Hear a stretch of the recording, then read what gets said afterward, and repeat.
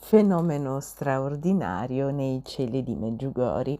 Salve a tutti carissimi, oggi voglio tornare a parlarvi di Meggiugori.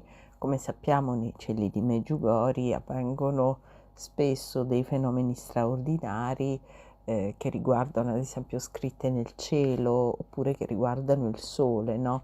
Che molto spesso ha delle pulsazioni che ricordano il miracolo del sole a Fatima.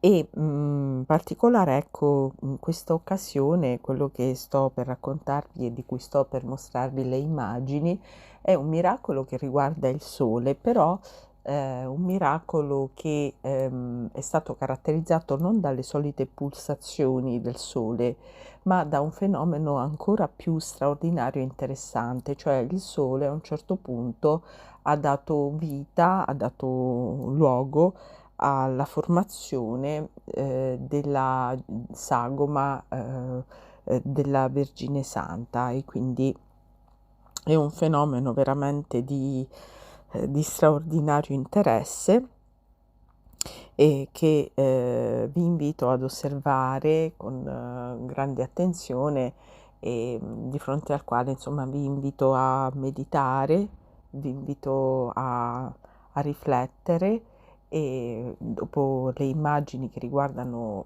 questo straordinario fenomeno ci sarà il testo di un messaggio, uno dei tanti insomma che la Madonna ci ha dato in questi anni, ecco, per richiamarci alla conversione, insomma, perché non dobbiamo farci trovare impreparati, insomma, quando inizieranno i segreti.